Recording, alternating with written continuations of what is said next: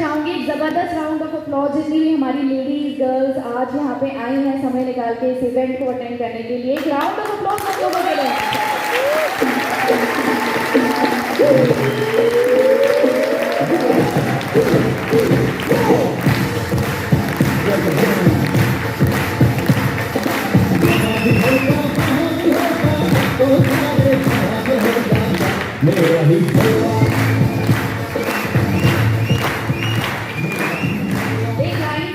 करूंगी और लाइन भी लेडीज के लिए ही बोलना चाहूंगी।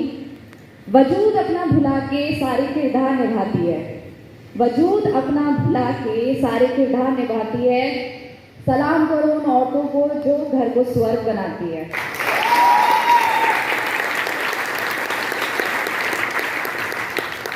फ्रेंड्स, मेरा भी जन्म मुरादाबाद शहर में ही हुआ। मिडिल क्लास फैमिली में मैं पैदा हुई। जो दिक्कतें यहाँ थी वो दिक्कतें इधर भी थी, तो वही चैलेंजेस थे, पैसों का इशू, मनी प्रॉब्लम। बट एक सोच मेरे घर वालों ने मुझे हमेशा दी थी कि ज़्यादा पढ़ाई करो, जितनी ज़्यादा पढ़ाई करोगे उतनी अच्छी नौकरी मिलेगी आपको। तो ये सोच बचपन से मुझे दी गई और मैंने उस सोच पे चलना शुरू कर दिया जो घर वालों की थी। मैंने अपनी सोच नहीं दिखाई वहाँ पे। खूब पढ़ाई करी, हाईएस्ट मार्क्स लेकर आई मैं 10th में भी 12th में भी। मैथमेटिक्स टॉपर थी मैं अपनी क्लास में। इसके बावजूद भी लाइफ में ज़्यादा कुछ अच्छा नहीं कर पा रही थी मैं। कॉलेज में एडमिशन हुआ, अच्छे कॉलेज में गई मैं पढ़ने के लिए। बनस्थल यूनिवर्सिटी एक बहुत अच्छी यूनिवर्सिटी है, लड़कियों के लिए मानी जाती है जयपुर के अंदर। मैं वहाँ पढ़ाई करने गई, बीबीए किया। बीबीए करने के बाद कोई और ऑप्शन नहीं है एमबीए करने के अलावा। और उस टाइम चल रहा था, 2012 की बात है, एक ट्रेंड चलता है ना, एक फैशन चलता है। जब बीटेक का चल रहा था तो सब बीटेक कर रहे थे, सब जिसको देखो वो बीटेक कर रहा है। फिर चला एमबीए का दौर आया और मुझे बोला गया कि एमबीए बहुत अच्छा है, एमबीए कर लोगे तो लाइफ सेट है। तो मुझे भी लगा कि मैं एमबीए कर लूँगी, मेरी ज़िंदगी सेट हो जाएगी। मैंने एमबीए किया और एमबीए करते करते ही दोस्तों मेरी जॉब लग चुकी थी। 1 साल ही हुआ था अभी, क्योंकि मैं वहाँ भी टॉपर थी। पहली कंपनी आई प्लेसमेंट के लिए और पहली कंपनी में मेरी जॉब लग गई।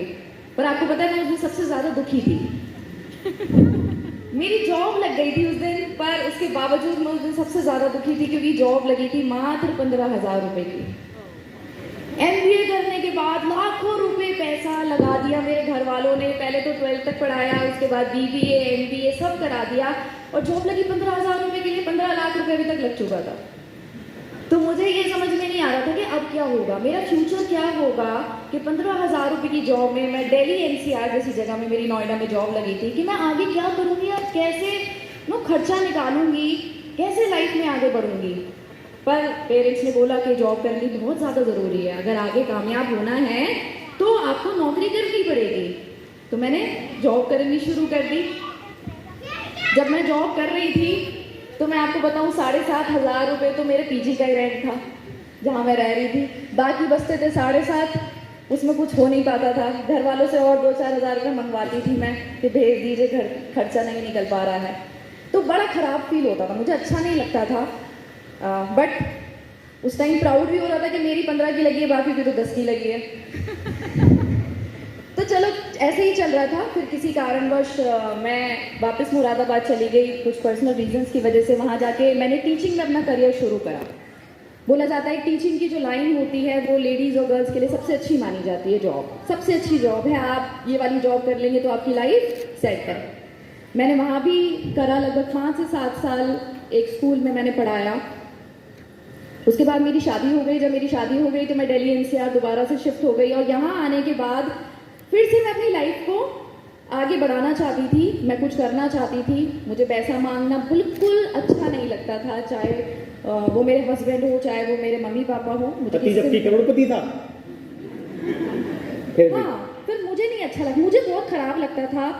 और मुझे ऐसी फीलिंग आती थी कि मैं ऐसे हाथ रख के तो मांगते हैं ना, तो हाथ रख के दे भी तो सकते हैं, हाथ बढ़ा के आप दे भी तो सकते हो ना, तो हाथ फैला के आप मांग ही क्यों रहे हो।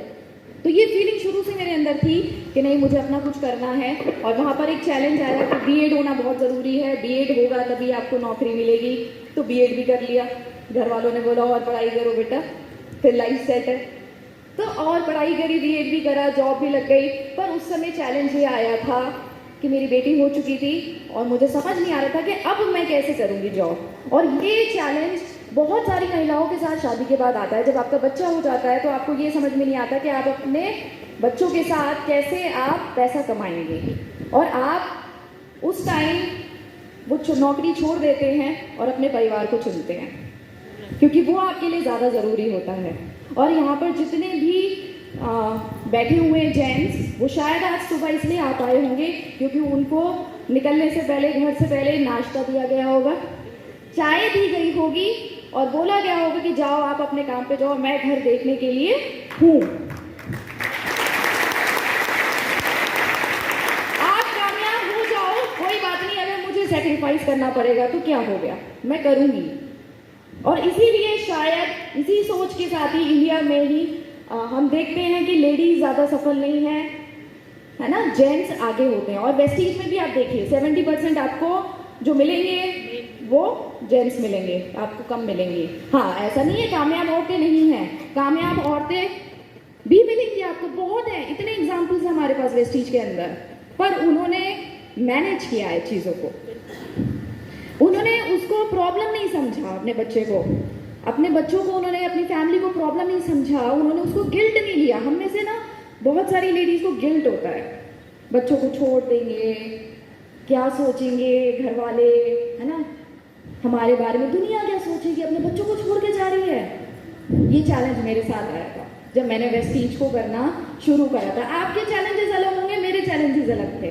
पहला चैलेंज जो मेरे साथ आया था वो यही था, लोगों ने बोलना शुरू कर दिया, कैसी माँ है अपने बच्चों को छोड़ के जा रही है। मैंने उस टाइम वेस्टीज नहीं छोड़ा, मैंने कहा छोड़ के नहीं जाऊंगी, अब लेके जाऊंगी। अब इसमें तो कोई दिक्कत नहीं होनी चाहिए। आपको यही तो समस्या है कि छोड़ के जा रही है तो कोई बात नहीं, लेके चले जाएंगे, काम नहीं छोड़ेंगे। दूसरा चैलेंज, जब इस बिजनेस के अंदर आई तो मुझे नेटवर्क मार्केटिंग का एम भी नहीं पता था। हालांकि नेटवर्क मार्केटिंग मेरे घर के अंदर 10 साल से हो रहा था, मेरे अंदर हो रहा था मेरे घर के अंदर, पर मैंने कभी उसमें इंटरेस्ट ही नहीं लिया। मुझे लगा कि ये तो ऐसा काम है जिसमें सिर्फ और सिर्फ जेंट्स ही करते हैं, लेडीज तो है ही नहीं, क्योंकि मैंने लास्ट कंपनी में कोई लड़की ही नहीं देखी थी, बिना प्रोडक्ट वाली थी ना। जब वेस्टीज के अंदर आए और मैंने यहाँ पर एग्जाम्पल्स देखने शुरू करे बहुत सारी महिलाओं के, तो वहां से कॉन्फिडेंस आया कि नहीं, ये तो ऐसा ही, ये तो मेरी गलतफहमी थी कि यहाँ पे लड़कियां नहीं होती। यहाँ तो मैं देख रही हूँ इतनी सारी लड़कियां भी कामयाब हैं, तो अगर ये कर सकती हैं तो मेरे अंदर क्या खराबी है। इनके पास भी 2 हाथ पैर है, एक मुंह है, और मेरे पास भी वही 2 हाथ पैर और मुंह। तो ये चैलेंज मेरे साथ आने शुरू हुए। मुझे जीरो, मैं आपको बताऊं, मैंने जीरो से शुरू करा था, मुझे कुछ नहीं आता था। एक फियर हमारे मन के अंदर होता है हमेशा से कि हम कैसे करेंगे, हमें तो आता ही नहीं, हम प्लान कैसे बताएंगे, हम लोगों से बातचीत कैसे करेंगे, हमें तो ये काम आता ही नहीं। दोस्तों, कोई पैदा होते ही नहीं सीखता। एक बच्चा भी जब चलना शुरू करता है तो 50 बार गिरता है पर वो खड़ा होता है। क्यों? क्योंकि उसे आगे बढ़ना है। वो डर उसके मन से निकल जाता है जिस दिन वो चलना शुरू कर देता है। पर अगर आप वो डर उसके मन से नहीं निकालेंगे ना, कि कुछ नहीं होता गिरने से, आप उसे बहुत प्यार करेंगे, बहुत वो करेंगे, तो वो चलना सीखेगा ही नहीं। तो मेरे साथ ये चीज थी, मैंने चलना आपको शुरू बता दूं, आप सब लोगों को बता दूं, निकिता जी ने मदर के नाम से आईडी लगा के, हमें एक ही आईडी पे काम करना था हालांकि, बट हमने मदर के नाम से आईडी लगाई, उस पर इन्होंने काम शुरू किया एंड 3-4 मंथ्स में उस आईडी पे स्टार डायरेक्टर बन गए और 1200 लोगों की टीम बना दी। ऑनलाइन सब बंद था, ऑनलाइन काम करा, 1000-1200 3-4 महीने के अंदर स्टार डायरेक्टर उस आईडी को बनाया और 1200 लोगों की 1000 मेरा रीजन सिर्फ इतना सा ही था जीरो से शुरू करने का, कि मैं सीधे ग्राउंड डायरेक्टर नहीं बनना चाहती थी, कि अगर मैं साथ में करना शुरू कर दूंगी तो ग्राउंड डायरेक्टर बनूंगी तो कुछ आएगा ही नहीं। सीखा कहाँ पे कुछ? आपको जब वो पद मिल गया, वो ओहदा मिल गया, तो आपके अंदर एक घमंड आ जाता है, गुरूर आ जाता है, फिर आप वो ग्राउंड वाला काम नहीं करते हो। तो मुझे लगा नहीं, मैं तो एक बच्चे की तरह इस बिजनेस के अंदर आई हूँ और एक एक चीज मुझे सीखने की जरूरत है, तो जीरो से शुरू करूंगी, जैसे हर इंसान शुरू करता है। जीरो से ही आईडी लगाई, जीरो से ही करना शुरू करा। आप लोगों की तरह ही प्लान लिए, होम मीटिंग्स करी, फॉलो अप करे, पर हाँ एक डिफरेंस था, आपकी अपलाइन शायद आपको बहुत ज़्यादा हेल्प करती होगी, ओवर हेल्प कर देती होगी, पर मैंने इनसे ज़्यादा हेल्प नहीं मांगी। तो मुझे लगा था ये मेरी हेल्प करने आई है तो मुझे क्यों हेल्प मैंने ज़्यादा हेल्प नहीं मांगी। यहाँ पर ऐसे कितने लोग हैं जिनको 3 महीने से ज़्यादा वेस्टीज बिजनेस के साथ जुड़े हुए हो चुके हैं और अभी भी प्लान दिखाना नहीं आता। कितने ऐसे लोग हैं? बिल्कुल हाथ खड़ा करिए, कोई डर वाली बात नहीं है, कोई शर्म वाली बात भी नहीं है। देखिए हमारे साथ ऐसे कितने सारे लोग हैं कि 3 महीने भी हो चुके हैं वेस्टीज के अंदर और हम खुद से प्लान नहीं दिखा सकते। मैं आपको बता दूं, 1 महीने के अंदर ही मैंने प्लान देना, मैंने मीटिंग लेना, मैंने फॉलो करना, मैंने हर चीज़ खुद से करनी शुरू कर दी। और जब आप खुद से करते हो आप गलतियां भी करते हो, पर एक बात तय है कि आप सीखते भी ज़रूर हो।